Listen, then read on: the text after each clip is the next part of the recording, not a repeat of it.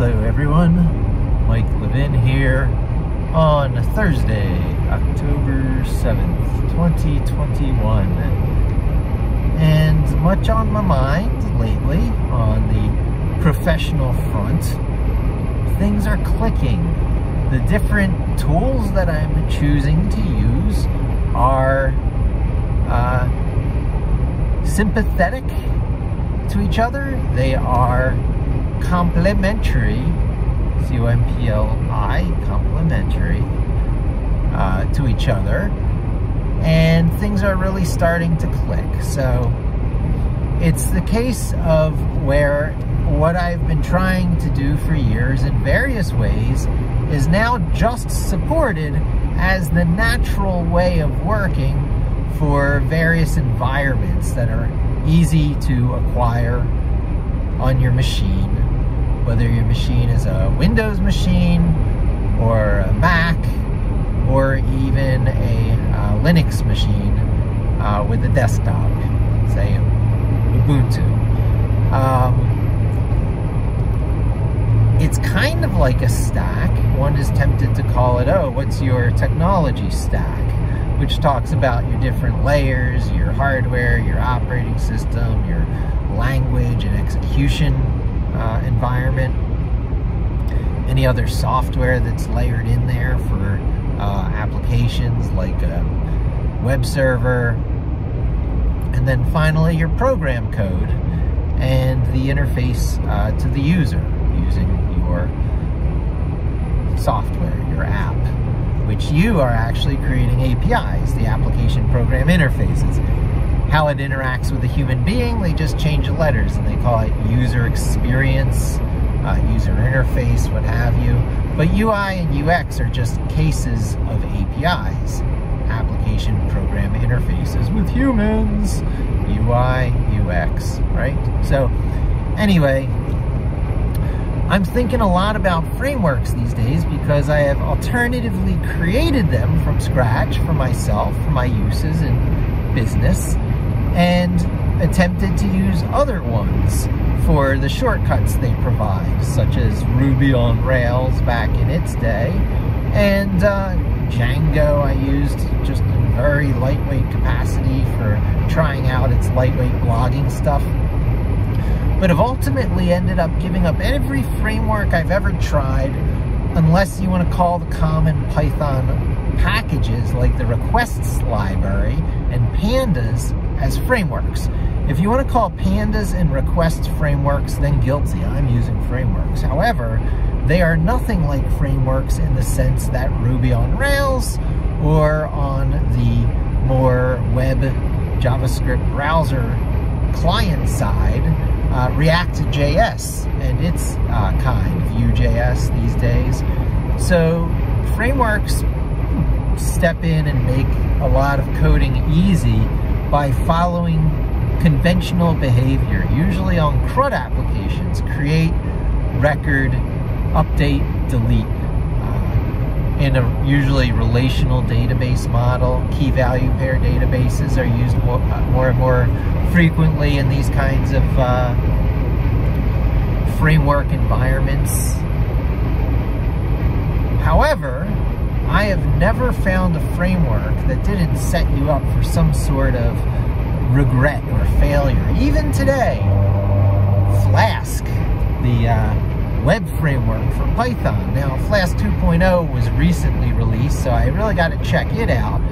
But, you know, Flask provides a great API for doing web servers, and under Python, which is kind of a challenge because there's not one true right way to do web stuff with Python. There's unlimited ways, but a lot of them follow the innovations that have been set forth by the early Flask framework that did a lot of things right. Using decorators for routing is probably amongst the top tricks that Flask brought to the picture that a lot of other frameworks have subsequently copied. So when Python gets a framework, it's a package import that extends your API. The standard set of things you can do with a standard set of object and data types provided through the standard library becomes extended by importing other libraries, such as Flask, which now gives you this whole ability to add a decorator, which tells how to parse the URL and feed it as input to that function when it's called. And then that goes into a wait loop, and it's always waiting for input on port 80 on an HTTP request, and we'll serve back whatever the Python program that's using Flask says to serve back. So frameworks are funny under Python because it extends your language this way and that. It does not necessarily impose the use of, say, a template system. The model view controller, the MVC system, is very popular in the framework world, again, as popularized by Ruby on Rails, because it mainstream popularized a lot of joyful ways of doing things that were snootily avoided under much more config file XML-oriented frameworks of yore, such as Hibernate and Cocoon under Java, which I actually tried to use there for a while, and the XSLT parser for parsing XML files with XSL style sheets, using XSLT transformation language, recursively defining and recursively walking objects in order to transform an input XML file to an output file type of your choosing through the XSLT transforms. Now, there was some mental gymnastics, some mental acrobatics, and I actually fell in love with it for a while and was able to do it, and it was a source of great secret weapons, and it was my superpowers there for a while, slicing and dicing out different websites using one of the content management systems I had created that outputs its static sites using these style sheet techniques. Things have come a long, long way, and even though I might not like the underlying Ruby technology driving it, I like me some Jekyll, Markdown to HTML transformations provided by GitHub. I like to publish by just plopping Markdown files into a GitHub repository, repo, and committing and pushing those changes in website published. It's really a wonderful way to publish sites, and represents a dramatic reduction in moving parts. The complexity is hidden from you. The APIs you're using is just putting a Markdown file on a hard drive, committing it, pushing it, and that's it. It's published. The transformation will kick in, and you'll have some pretty HTML files with web addresses that you can link together and build a whole website out of. Kind of old school, moving files around on a hard drive. So suddenly editing text files becomes important again, and into the picture comes the muscle memory of Vim, the advantage of being a Vimmer. It's like editing Markdown couldn't be easier. You don't even need to take your hand away from the keyboard to do most of the basic stuff you would want to do. Editing multiple text files at once, all loaded from the same directory, jumping between them, getting that instantaneous pop jumping between different loaded files so that you can see the changes between file A and file B. So if you're keeping a bunch of config files or INI files or whatever in synchronization with each other, you can just cycle through them real fast with next buffer, next buffer, next buffer, and watch the pop of the delta between. And you get into a real zen of working with text files that will serve you well. Okay, so anyway, frameworks.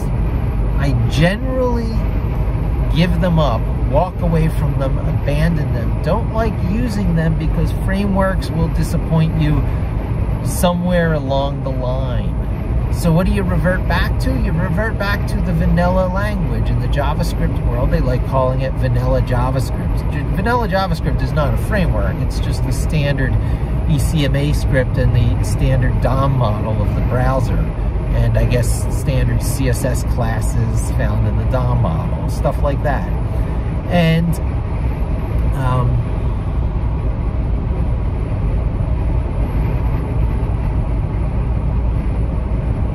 you don't have to use a framework if you don't want to.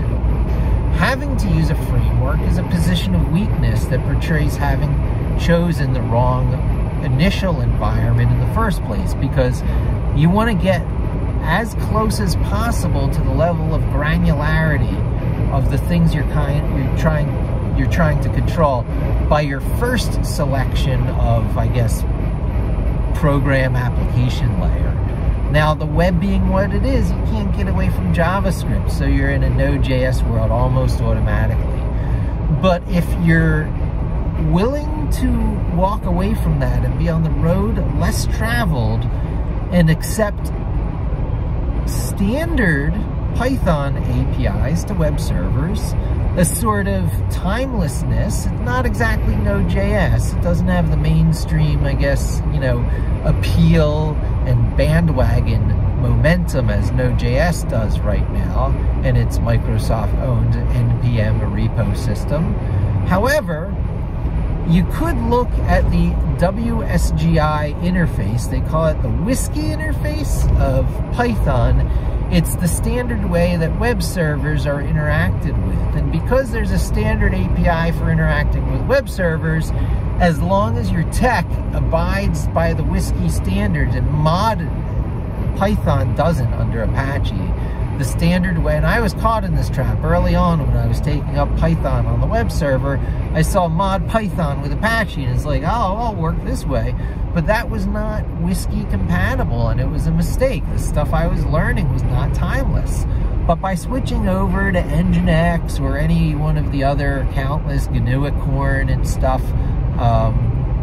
web servers out there that use that standard interface, you don't even need one of them installed to get started with a Python web server. You can just use this built-in automatic Python web server that has a whiskey interface. Your performance won't be great. It won't do like caching and load balancing and all the great Nginx optimization tricks.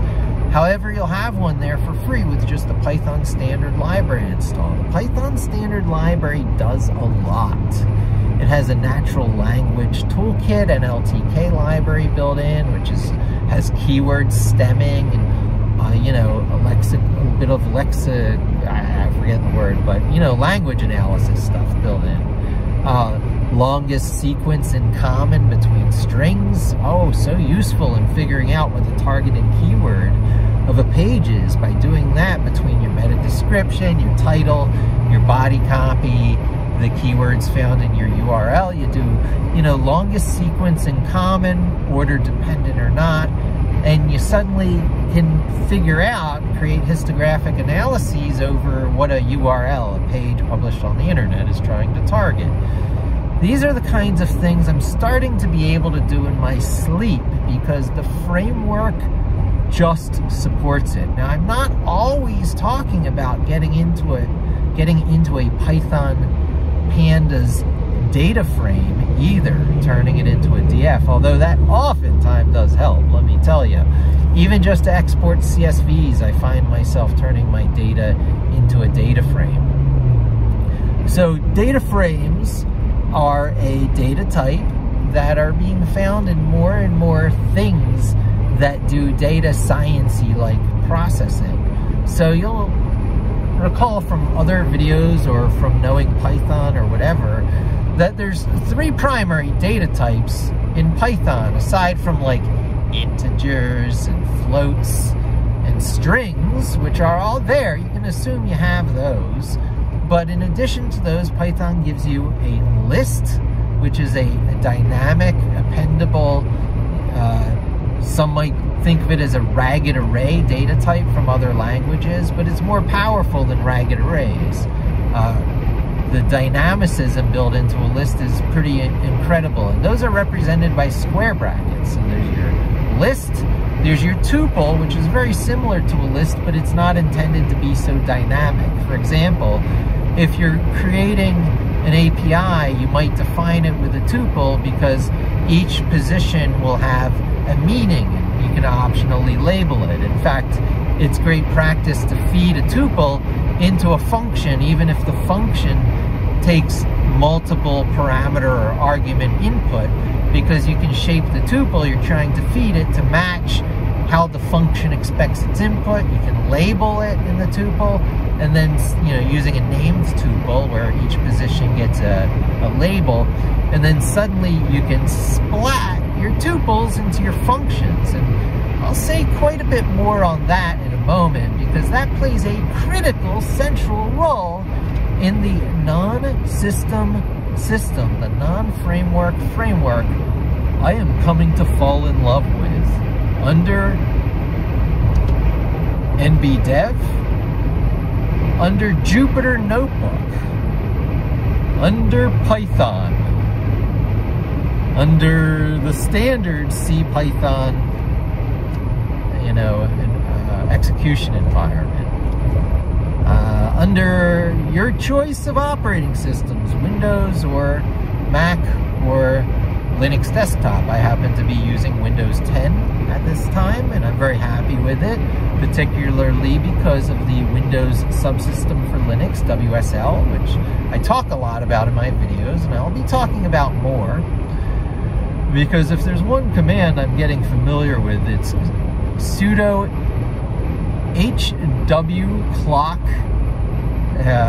-s for setting my hardware clock, because WSL clock, your WSL, your Windows subsystem for Linux clock, will get out of sync with your, you know, Windows clock, or your real time, or your hardware clock, such as it were. So I'm always resetting that. It seems to be one of the downsides of WSL for me right now, as opposed to, say, using just a Mac terminal, because Macs are Unix by default. But I'd rather have Linux and the Ubuntu software repo and have to reset my clock all the time than have true Unix and no official repo provided from Apple.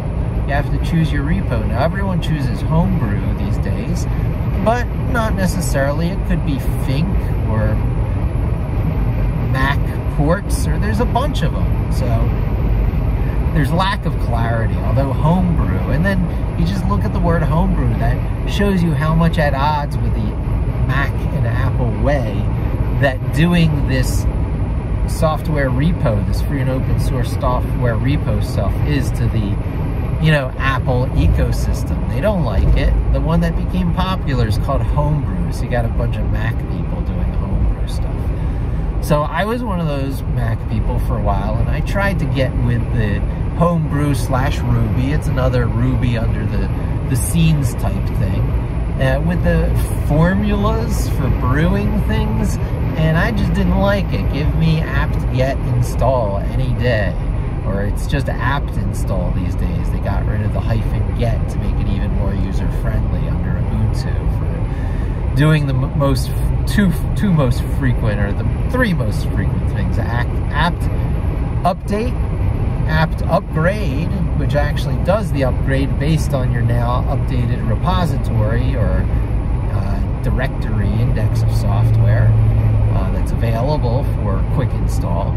Apt upgrade then uses that updated repository to upgrade any of your installed components that can be upgraded. So people are always doing apt update and apt upgrade on their Ubuntu systems.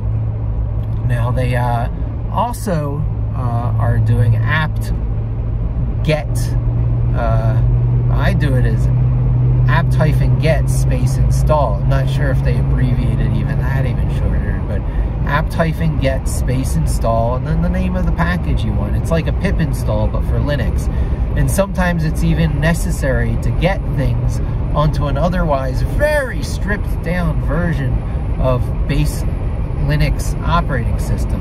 a very basic unit of computing, a Linux generic operating system, will often not include things like a optimized C XML parser. It's not provided as an operating system service like it is on a more built-out system, or perhaps natively under Mac and Linux or Windows, I don't even know, but somehow the LXML parser gets installed on a lot of people's systems. But when you're on a bare bones Linux system and you're starting to do Beautiful Soup, for example, and it uses the LXML parser provided under the scene, provided as an operating system service and not a Python service, then you'll have to do an apt-get install rather than a pip install occasionally on Linux. So there are some prices to pay on being on Linux, but these are small prices on vendor independence. You know, what you're going after is extremely liberally license encumbered. You'll never get away from licenses. Everything has a license, but you'll often find the Apache, the MIT license on things that is very liberally licensed, which says you basically don't have to give back any, you know, advances you make based on your work if you use it for yourself. Some of them are restrictive. Even if you use it for money, I believe that's the Apache and the MIT license. Even if you use it to make money, you still don't have to give it back to the open source community. Use it in any way you wish. So GPL2, a very popular library, says if you're making money off of the things you build out of this tool chain, you are obliged to give back your work, your modifications, to the free and open source community. Otherwise, you're in violation of the license of the software you were using. And that's why Linksys had to give back its WRT router modifications to the free and open source community. And that's why there's the open WRT movement today. And it's also why there's the GPL3 license, in other words, the TiVo version of the GPL license, that Linus Torvalds really does not like very much and will not put the Linux kernel on. It continues to be on the GPL2 public license, and that's one of the schisms out there in the free and open source community. Not everybody sees eye to eye or agrees on things, and Linus Torvalds, who is very opinionated and still holds a great deal of power over the key decisions in the Linux kernel, has deemed it to be, to continue to be under GPL2. Very, very telling, informative. You must remain aware of it, because if you fork the Linux kernel and make money off of it, you might have to contribute those, modifications back, like Linksys had to. Anyway, that's not particularly what I want to talk about. I want to talk about when you do it right, and you got, the MIT and Apache licenses under things. I think BSD might be included in that. You can just make money off the things you build, proprietary away. And the little ecosystems you built can be put into containers. And if the components you're using don't have brief expiration dates and can be frozen rather easily, if they do have expiration dates and can still be frozen somehow to be runnable under that container, then you've got, run forever components that have no vendor dependencies, or very few.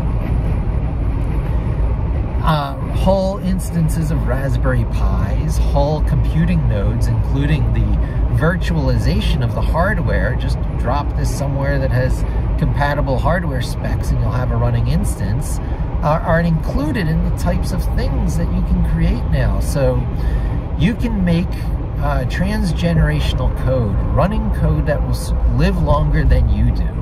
It's almost trivial, because even though the instances of the running hardware might not be there, all the instructions to get it to be can be, including knowledge of when it was last frozen, when it was recovered from, how many instances were recovered from, so that knowledge and systems can be kind of self-discovering and self-healing and sort of band back together as the group, as the band. The band is back together. You'll find a lot of sci-fi talking about, you know, dangerous archives, a blight on the deep or something. I forget. There's a Werner Vinge one that's really good, where you have to be careful about, you know, running or instantiating instances or even opening, because the mechanism of opening can boot the code of ancient archives that you find of dead races and dead civilizations, because it could kick off one of these cascading processes. You find that a lot in sci-fi. Payloads that look benign that actually boot some insidious, you know, life sequence, artificial or not. You know, the A in AI is almost condescending to that kind of life form. It's just life. There's no A in AI. Intelligence is intelligence. So whether it's alien intelligence, the A could be used for alien. I would accept that. Because a lot of these things are going to be alien intelligences. They're going to be very, very unlike humans. You're going to have to be careful about them, because they're going to have more in common with insects, you know, and things lower down the evolutionary chain than we, colony and tribal mammals. A lot that we value about us as beings, as intelligent, sentient beings, comes from the fact that we evolved out of interdependent, fuzzy, you know, ferret-like things. There's a whole discussion here. I'm tempted to delve into the blue circle, green arrows again. Why, you know, green arrows are more reptilian and linear in nature, purposeful, yang energy, male energy, if you will. Things that tend to be more arrow-like in shape. And on the other hand, there's the blue circle, which tend to be softer. It's the yin energy, water, spherical, earth type in the sense of water earth, not the hard earth of matter. Fuzzy, omega, circular, alpha and omega. And so you've got your two primary data types of existence, if you will. And they tend to align with popular notions, positive and negative, male and female, abundance and vacuum. The list goes on. These are just convenient labels. Sometimes there's traps in labels, because it makes you oversimplify the picture and make you think things are perhaps what they are not, true or false, on or off. Very little that we found about existence is true binary.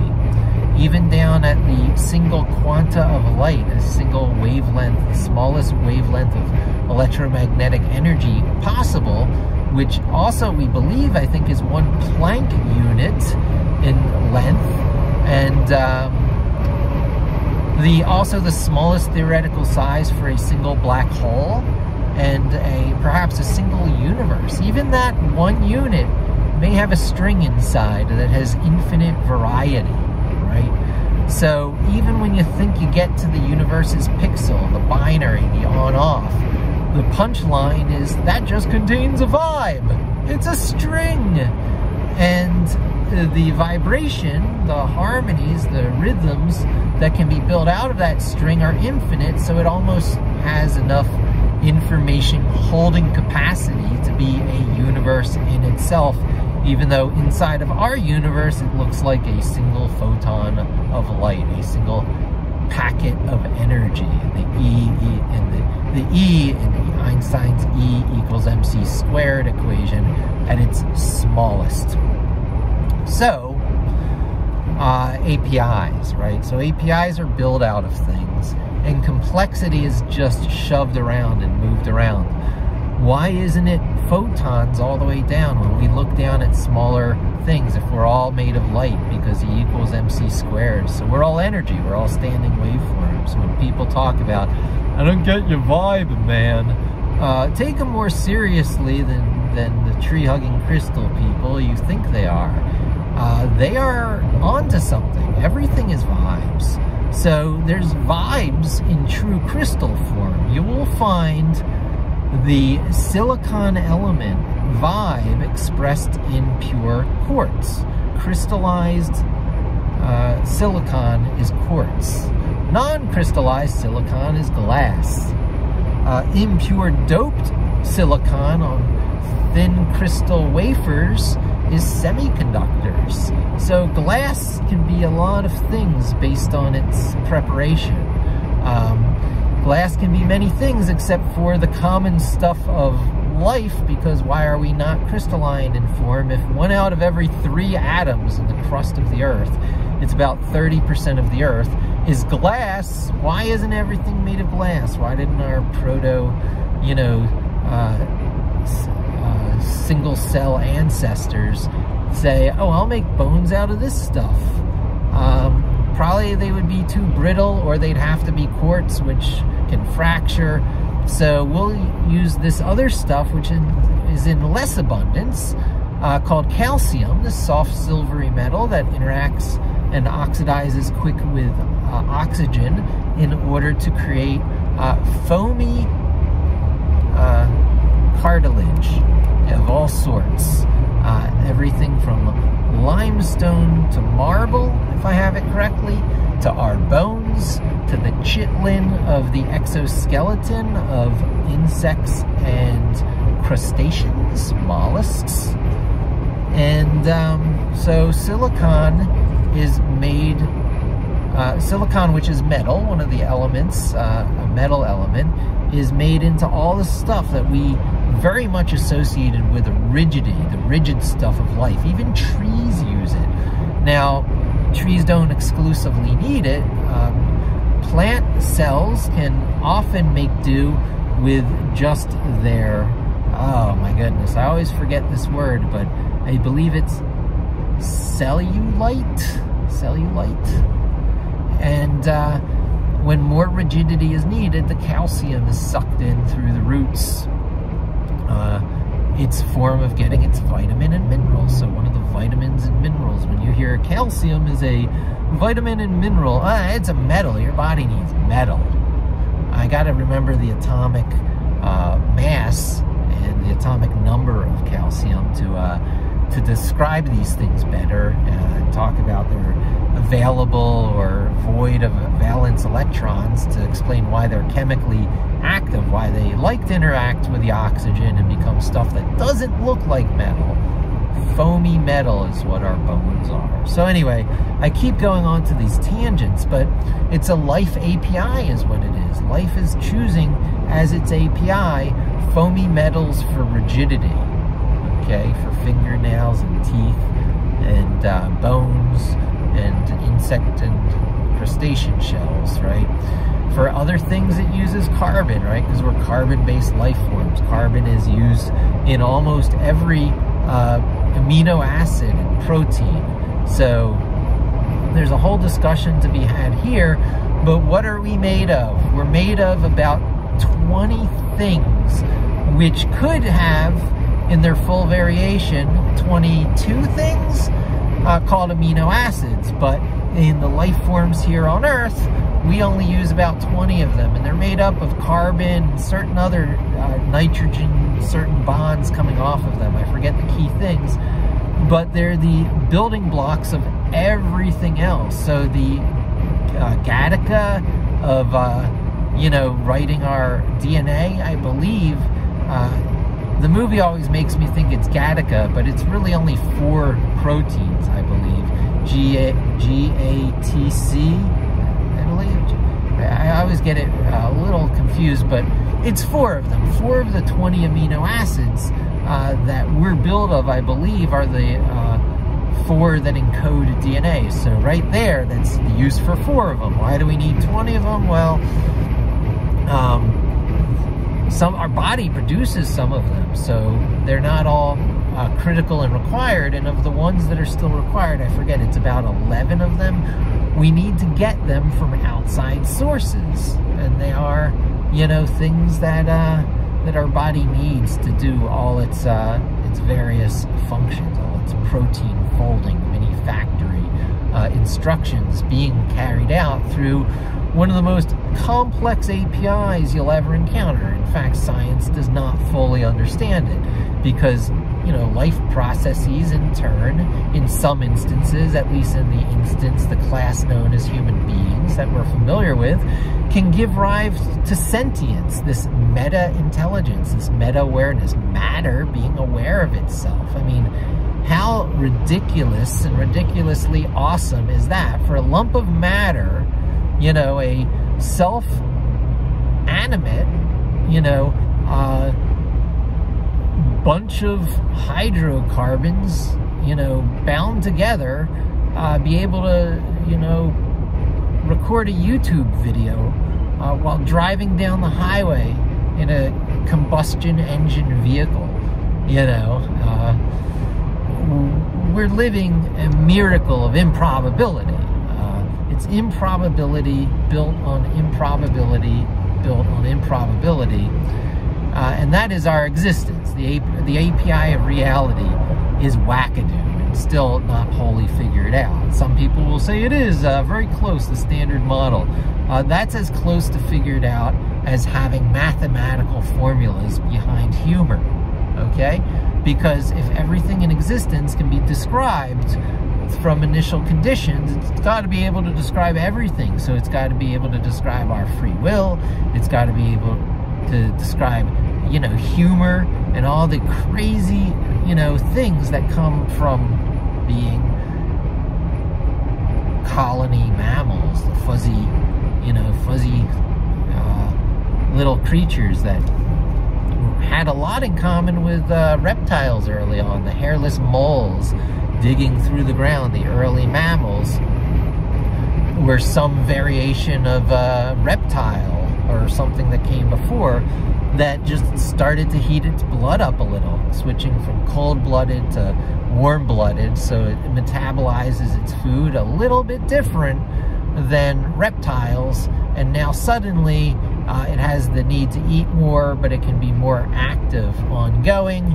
And somewhere along the lines, the children are born without any protection of an egg, right? They're born alive and in many cases helpless, you know, certainly easy prey for predators. So the colony now has some responsibility to protect its young. And that's step one of empathy. To not have your live children. I mean, it exists to some degree when your children are eggs, you protect the nest, but it's mostly the mother's responsibility. I guess in some cases with penguins and stuff, the father chips in, but the lines of delineation are of those of an inanimate object, an egg.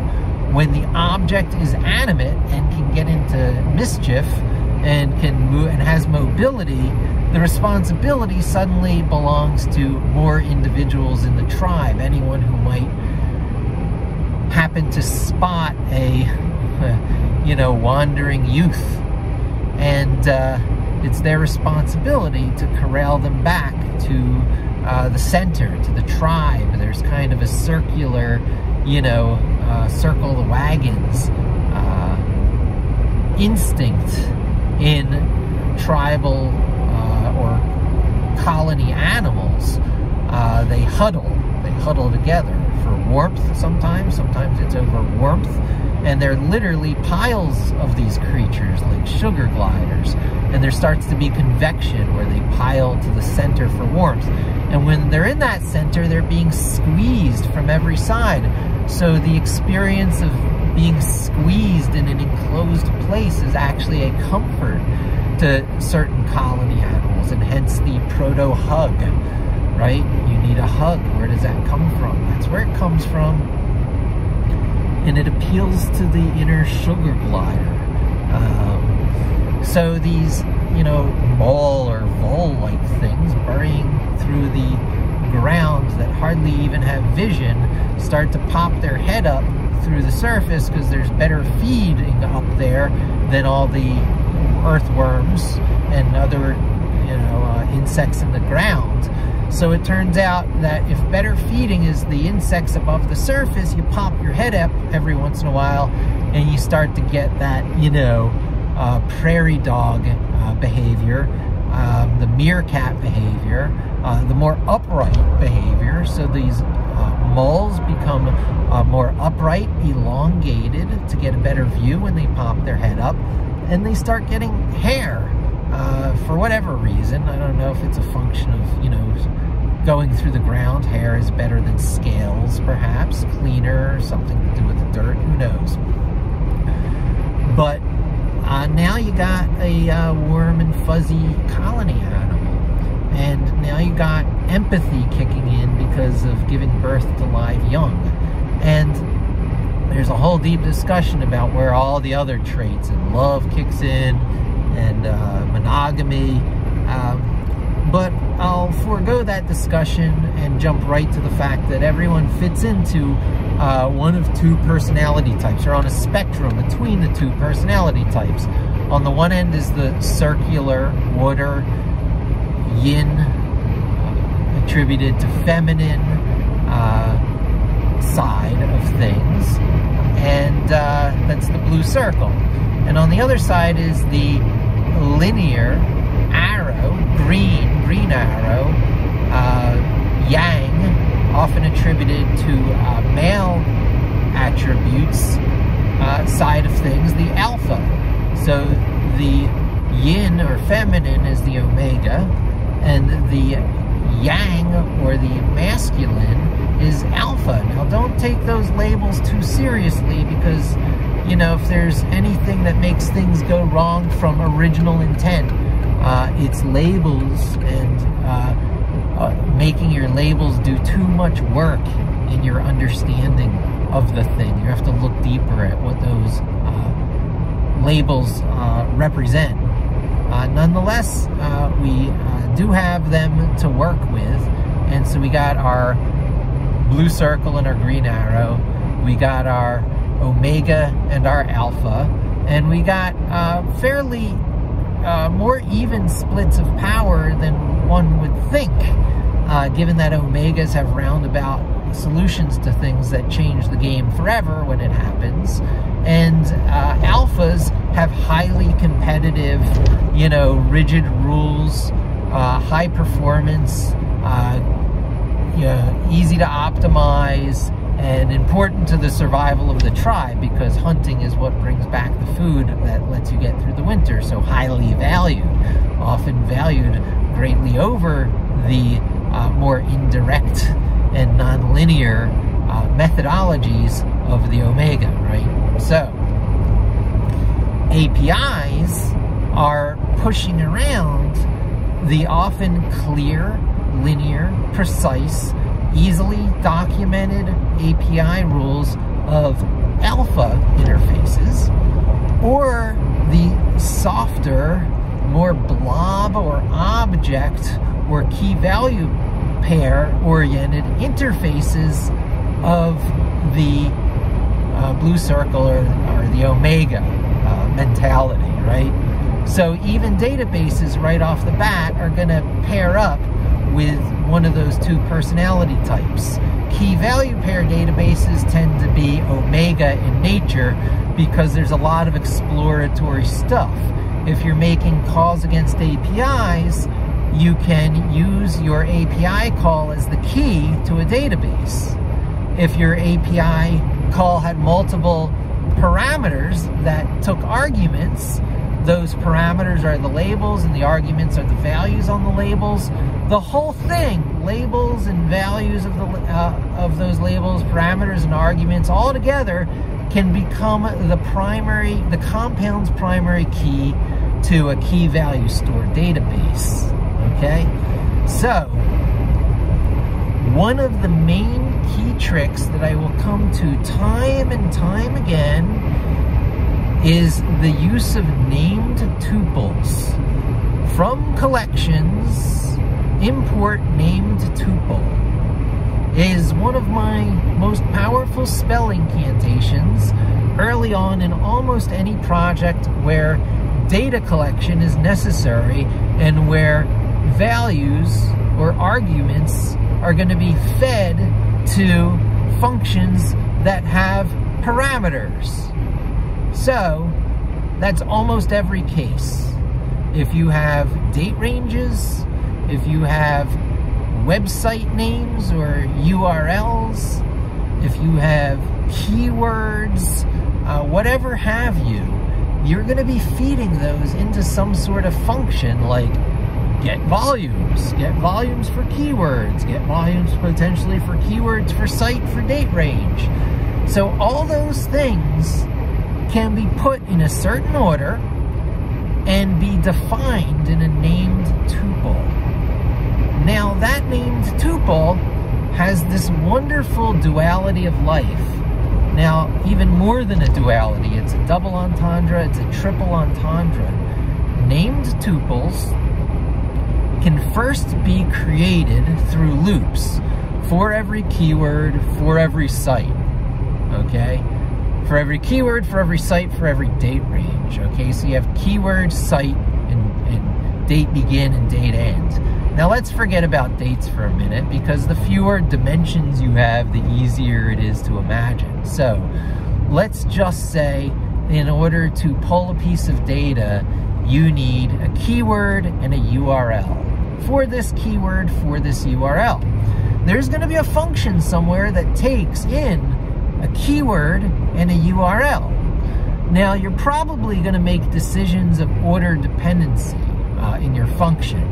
So functions can be order dependent or order independent. When your parameters are labeled, they're really order independent, because as long as you provide the label, you can feed it into the function in any order. However, there are certain magical advantages of fixing in on a particular argument or parameter order, an order of parameters. So in this case, we'd have to decide keyword space URL or URL space keyword.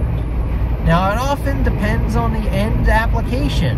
If you depend on building a user interface that lets you explore data, you have to think what your first drill down level is going to be. Are you going to want to drill down by keyword, or are you going to want to drill down by URL? And the answer is usually whichever grouping can probably occur on. So in this case, you're probably going to have more URLs than you have keywords, because a keyword might lead to more than one URL, for example, in search. And so, since you'll have, potentially multiple records that have the same keyword, but rarely have records that have the same URL, maybe it might make sense to put keyword first so that it's your grouping, your grouping element comes first. So your named tuple would be defined as an instance of a key whose first argument is keyword and its second argument is URL. So the named tuple is of type key that has parameters keyword and URL. Now you have something to use in the key of a key value database. However, now this is an interesting thing. This is the new framework stuff. This is, what's morphing into a framework for me is, drum roll please, SQLite with a particular library that has to be pip installed. So pip install SQLite dict, and then from SQLite dict, import SQLite dict as SQL dict. So I get, a very short name. And then I have this SQL dict object that I can use with the context manager. So the language goes with SQL dict file name as file handle, colon, and then create your loops for keyword and keywords, for URL and URLs, And you have that nested loop, and you'll create every keyword URL combination. And on the inner loop, you set a key value equal to being a named tuple instance. So you use your factory class that you define at the top of what a key is. And then you stamp out new factory instances of keys, which are created by, invoking the key object with a keyword value as its first position, optionally labeled, and with a URL value in its second position, optionally labeled. Now, defining them, you can use your labels. It won't take too much space in your code. It provides for great clarity. It's a good habit to get into. Now, the first thing I do is in that loop is I write an empty record into a SQLite database to create a placeholder. And I make the value of the data, because it's key value pair, right? What's the value? If you're going to create a record, just for the sake of creating that record's placeholder, and you don't care about the value, well, you actually want that value to be none, N-O-N-E. 280 Harrisburg. No, I don't want... Yeah, I just gotta keep my mind on driving for a second. No, that's Harrison, Harrisburg. I just always gotta keep aware of my going off onto the correct New York City 280 route here. So I do my little driving maneuver and I got it right. I'm in one of the correct lanes. Okay, so the context manager in combination with a SQL dict gives you persistent high performance Python dict objects, dictionaries, okay? Key value pairs with memory between session runs. So as long as you have it indented under the with SQLite same file name as file handle, any reference to that file handle as a dictionary is persistent. And that gives you a nice database for any use you need. Quickly, easily, briefly, very, very little framework, syntax, scaffolding, nonsense. It's just dictionaries that are JSON objects, if you will, that never go away. So some people watching or listening to my video might be coming to it from the world of Java, where everything's Node.js and JSON objects. Well, a JSON object is very similar to a Python dictionary. Nested arbitrary objects, optional square brackets for list-like arrays. And so Python and JSON, Python data objects, the native data objects, the three that I was going through, I was talking about a list.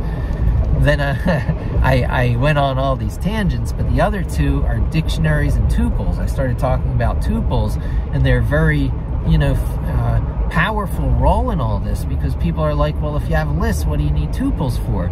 Well, tuples are the perfect way to define API interfaces.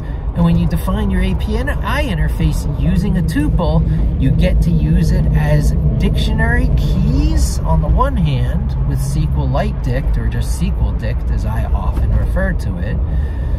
Though you have to pickle them going in and unpickle them coming out. I'll talk more about that. And everyone's like, oh, pickles, arbitrary code execution. When it's for your own internal stuff, it's okay. It's okay. You created the values. You're not reading unsanitized information from the internet. It's okay to pickle keys.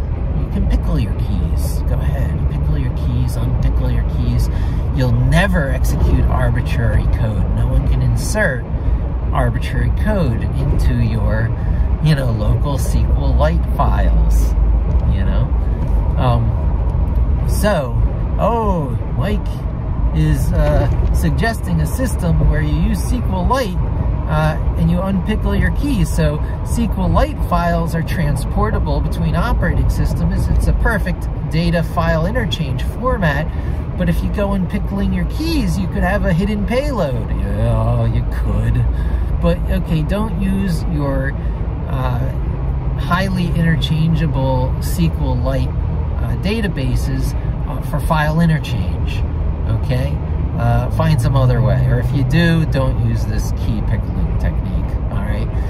But a named dict can be used as a key in a SQLite dict key value pair for the raw API call for the returned data. Now there's a certain magic here in that because you're storing your data as keys, when you put them in as blank records, you need nothing further than the data that's stored in that record to populate the value. You just say, take my primary key data, take the data out of my multi-column primary key, and use that in the API call to some function, which, because it takes them in the same order, and here's some of the really big part of the magic, and I'll probably name the video after this, because if you abide by these simple conventions,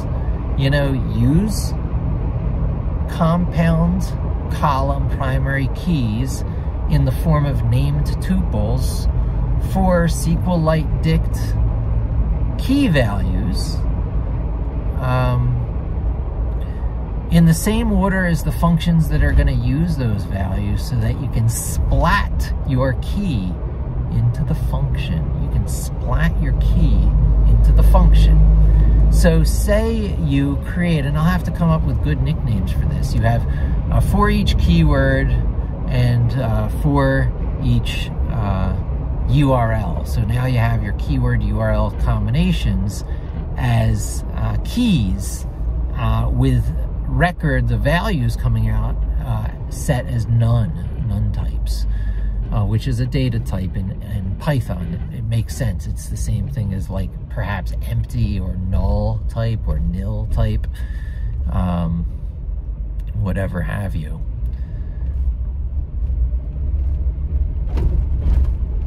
And you can take one of these placeholder SQLite databases and just spin through it again and say, populate me, populate me. It has all its values. It doesn't even need to look to the outside world to anything aside for the function that's supposed to be invoked on a per row basis. So if you're in pandas, you could like use the apply function to just apply your, you know, row values to every, you know, every row in your data frame. And there's a variety of other ways in which you can, you know, populate, which you can execute your function for each row using the key values of the primary key as its input. But so long as you keep those as named tuples, considering your function needs multiple input value, otherwise you would just use a string. If a URL is all that's needed for this, there's really no reason to use named tuples for your keys, which necessitate pickling them. So you get rid of the pickling, you get rid of the named tuple if your function input is just a URL or just a keyword. But given it's a URL plus a keyword, you're better off going with a named tuple and pickling your SQLite keys and unpickling them on the way out to get back your tuple, your named tuple. I'll cover this extensively in actual talking head videos, but now you've got a non-framework framework. This is the setting the stage for all kinds of stupid data tricks, stupid data science tricks, stupid SEO tricks. You know, you name it. Anything that makes calls over the internet for its data, fetches that data, needs to store it somewhere locally, avoiding cloud storage costs, and then needs to do other things with that, like extract useful information out of the response, because you see, everything is cached automatically in this way. Storing it in a local SQLite database is another way of saying cached data. You've stored that, you've kept it local. You've not only stored the response data, but given the function that you use to fetch the data and the primary keys of your key value pair database, and some NoSQL people might say, like, what do you mean primary keys of a key value pair database? Key value pair databases don't have primary keys. If your primary key is built from multiple columns, if your key in your key value pair, if that key takes in multiple columns, then it's a compound column primary key or index. Sometimes duplicates are allowed, in which case it's not really a primary key, but it's an index that supports duplicates. But we'll talk about that later. Our goal is to get uniqueness here. One key in, one set of data out, right? If it doesn't do that, you've got a problem. If you're running SERPs or search engine result positions, and you get different SERPs every time, something's going on. It might be served out of a different data center or something like that, but, you know, so this non-framework framework that has no name yet is based on SQLite dict, named tuples, and not much else. I'll throw pandas in there, which is a pretty big thing for a not much else, but yeah, okay, pandas, because there's a lot of data frame stuff. Everything SQL-like that you want to do on chunks of this data, you're probably going to want to do,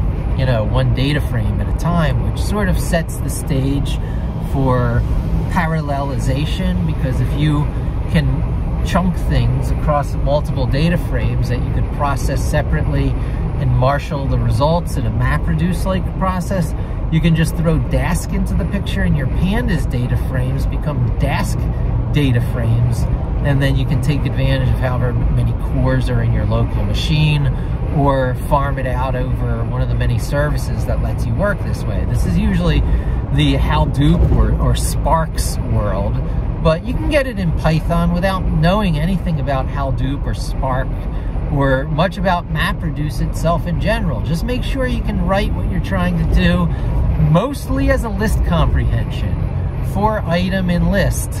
Then you'll be okay. X for X in list inside square brackets. That's a list comprehension. It's a lot like a for item in list, but doesn't have that particular same looping API. So again, back to the APIs. There's a lot of different APIs within Python, sub-APIs, if you will. List comprehension is a sub-API. They pop out between the square brackets of a list a whole nother little sub-language, a sub-API called list comprehensions, which can be applied to dictionaries for dict comprehensions, or tuples for generators. It's tuple comprehension, but it's also the generation of generators, if I have it right. Very memory efficient things. I'll talk about these things in the future as well. But there's other places where different APIs are sort of popped out of the side of Python. When I talk about the context manager using the with keyword, so with SQLite file name as is popping out a file handle API to the right of the as. With as, creates new, syntax namespace that's unused by other things. So Python was able to take the ball and run with it and say, we'll use with as the context manager. And it has all this stuff it's doing behind the scenes that you don't see to clean up after itself, to close open connections with a try finally type statement in there. So you don't see it, but so long as you use the context manager, you're getting the benefit of it. And a lot of complexity is hidden from you, and you just get it for free. So you start to see with being used in combination with other keywords like async. Async and await is another example of popping out different async APIs. The use of the async keyword on a function, defining a function as async, makes the await keyword usable on things that it returns, so that it issues promises instead of actually doing the work it implies. It sends back a reference to a place in memory where that stuff will be once it tries to concurrently run it and it will keep a mechanism in place for gathering or marshaling all the return values and making them available to the original, non-sequential or non-asynchronous context from which it was called. So you'll see the with context manager used in combination with async more and more often, because that's some powerful voodoo right there, some powerful Python mojo, is the context manager with as used in combination with the asynchronous async await keywords. Yeah, it almost makes a synchronicity or asynchronous behavior understandable to this linear, thinker, more alpha in my alpha, and not that skilled in the fast lookup tables of the alpha. I am a mediocre programmer at best. However, I know enough in order to not dig myself too deep into my own code, not to build rabbit holes that will be difficult to come back up out of. And so, winding up this thought, because I'm almost at my destination. This has been almost an hour. You want to become a master of these different APIs that get used in the way that you need to work. The context manager with its with as file handle, the async await keywords, how promises are implied in there, and how not everything needs to be awaited right away, and you can keep it as a promise until clever points to await them, is really quite interesting. And if that await is used where a map reduces, you're going to get the best of concurrency on Python, the best of parallelizable, true parallelized concurrency when you can, when the resources of your machine can allow it, and you import the proper libraries as the magic fairy dust to enable it, like mostly Dask in that case. So yeah, the three Python data types beyond strings and integers and floats are lists, tuples, and dictionaries. So I talked about all three. Lists use square brackets, which represent a dynamic slide rule. Tuples use parentheses, which represent test tubes, which are not very flexible in their size. And dictionaries are represented by curly brackets, which represent the organicness and loosey-goosiness of name-value pairs. More of organic JSON, NoSQL type shapes. Those are the curly brackets of the dict. Also a set, but we'll get into why all dicts are also implied sets, because keys have to be unique. So they're sets with extra data hanging off the unique key. So curly brackets have a unique double meaning for dictionaries and sets, which we'll get into in later videos. All three of them are syntactic sugar that let you use square brackets, parentheses, and curly brackets as lists, tuples, and dictionaries, respectively. But it's the same thing as using list, the list keyword with the open close bracket, to call the method, invoke a list, factory class, instances of factory classes, object-oriented, whether you think about it or not. So using syntactical sugar of square brackets for lists, and the syntactical sugar of parentheses for tuples, and the curly brackets for dictionaries is a brilliant way to get you working in object-oriented, even though you don't know that you're thinking in object-oriented. It's really brilliant convention of Python. And it's part of the reason I find it so natural, so spoken language-like. And so you'll find whole database APIs being presented through the dictionary API.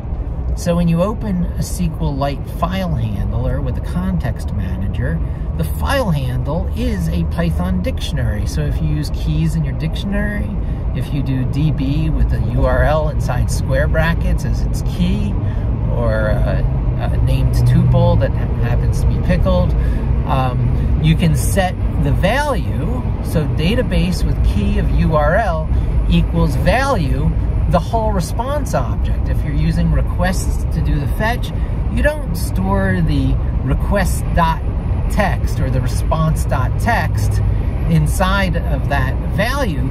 You store the whole response object. Similar with HTTPX, the replacement to the requests library that I'm using more and more because it makes concurrent requests so well and is API compatible with the requests. So everything I learned about Kenneth Wright's requests package is transferable to the HTTPX package, except now I can like request thousands of URLs at a time and pull them down as quick as possible, which is a real game changer. Another thing I'll talk about in other videos that will dovetail with all this as well.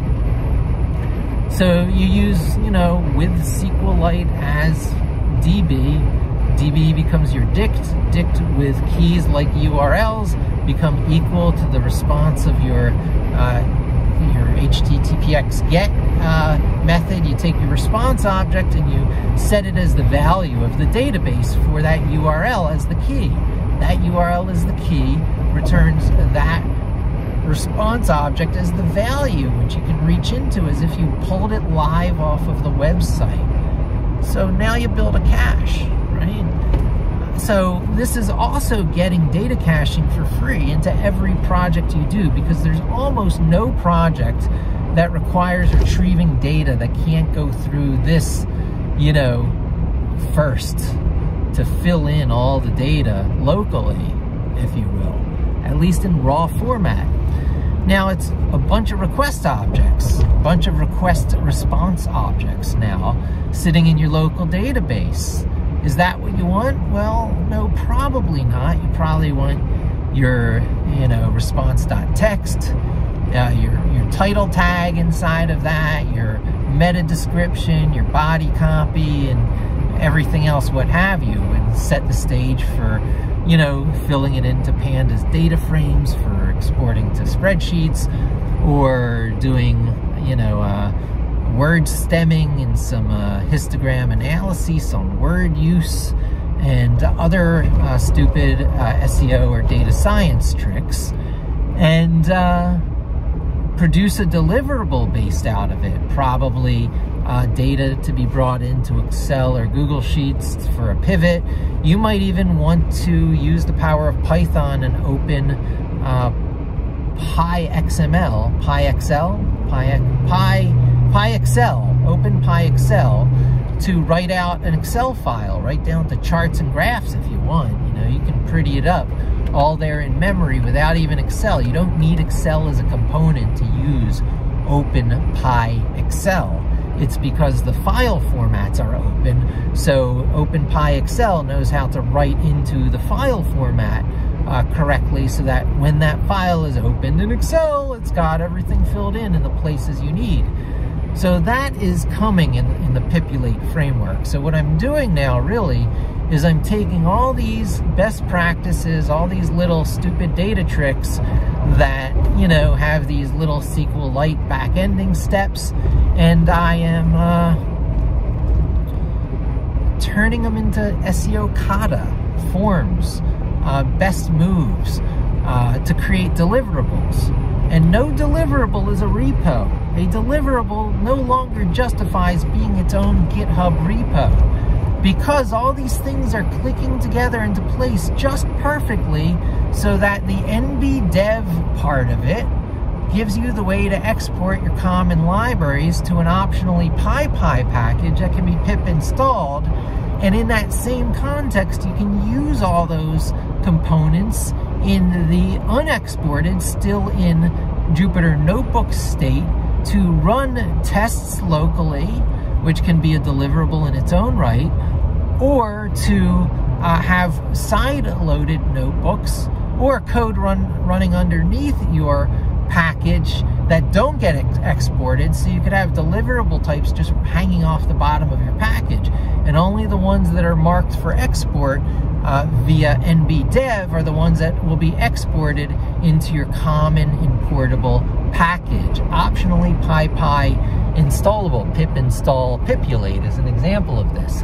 So I'll be freshening up Pipulate with all my latest data science, SEO,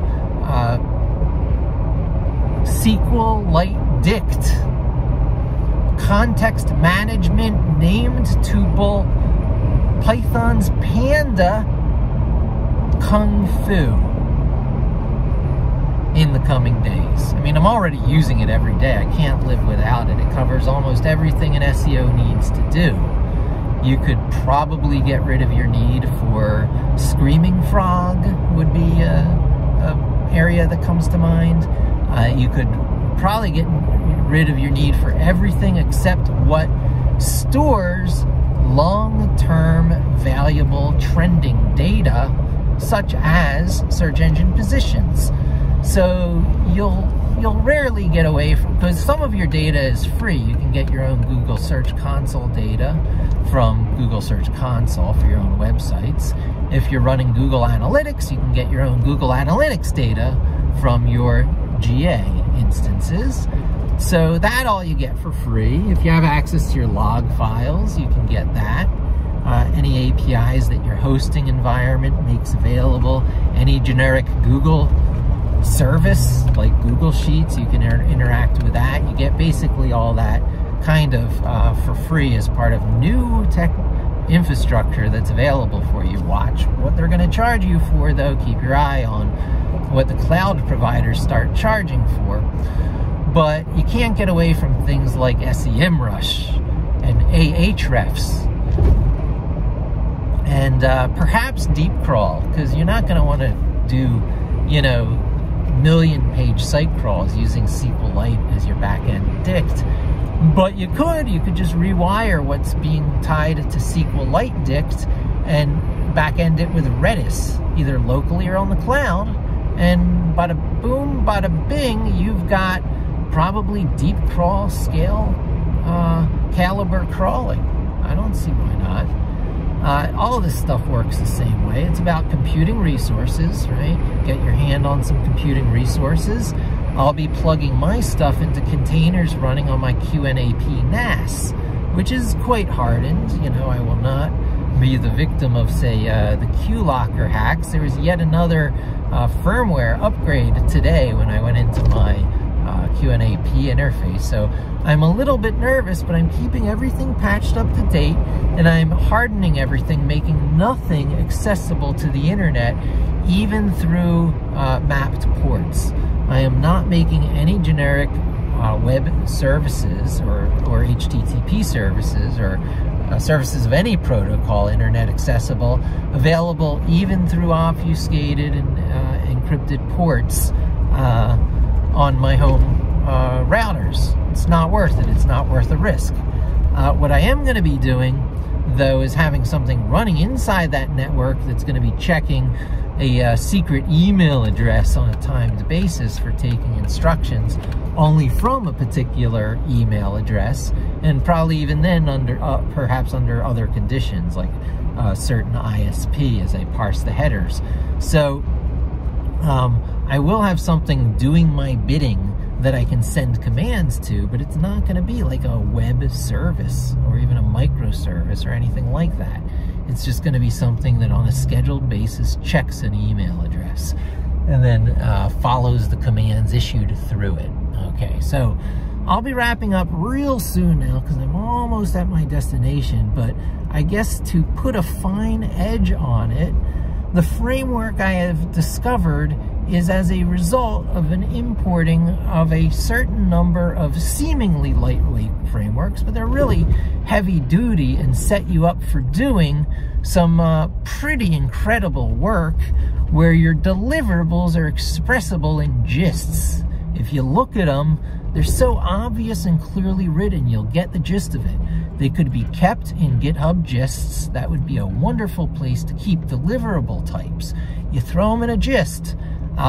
More often, I'll be keeping them in side-loaded notebooks in the same repo as the one which is an NBDev-enabled repo, from which one of those notebooks will be generating the common package. That common package will, in fact, be pip installable. In not too long a time, you will be able to pip install Pipulate to get all these tools I'm talking about that'll cover web crawling, keyword extraction, running search engine positions, a whole bunch of other stuff that I do as a regular matter of course over, you know, the days. And I used to keep a repo per deliverable type, and it became too unwieldy because one deliverable type morphed into another type. These two, the outputs of these two deliverable types get joined, and so I found myself shortening and shortening the syntax and the expression for doing complex SEO and data science type jobs, data collection and correlation and SQL-like things of joining and, you know, natural language processing things like stemming. And so the output of one thing is fed into the input of another. And so very soon it starts to feel like the Unix API with its short commands, with things able to be piped up nicely. And you realize that the Jupyter Notebook environment for Python in web browsers, especially using NBDev to turn notebooks, Jupyter Notebooks, into a development platform, is in fact a powerful framework in its own right. It's the Pipulate server. It's the Pipulate server, the hands-on thing that has a server in the back end. So many products that you use have a server. They include Node.js, so it's really a web server in the background running the user interface, especially on the Electron, you know, Google Electron Chrome components framework. I think that might be how VS Code was written, but anything written on Electron using you know, web components as its parts is probably going to have a Node.js instance, which is really a local server responding to requests made from, you know, your mouse movements in the UI. So that same general server concept is used everywhere, and Jupyter Notebook is very much that. They use Q message, I believe it's called, zero message queue, ZMQ, and I think I'll be using ZMQ a lot too in order to pass messages between its client and server components in this really clean, slick way, which we all have a lot to learn from. It's a lot about JavaScript too. It's always also about JavaScript, which is one of your sub-languages. Like I was talking about popping out APIs, there's regular expressions as an API that gets popped out. Lambda is an API that gets popped out. There's a whole bunch. So anyway, I wrap up there. Learn how to pop up your different API syntaxes that have their own kooky, unique namespaces and how they interact together in order to do the most Pythonic things, which allows you to express yourself much, much more briefly than you ever might have thought imaginable, briefly and clearly. Thanks for joining me. Hope to see you again soon, and don't forget to subscribe.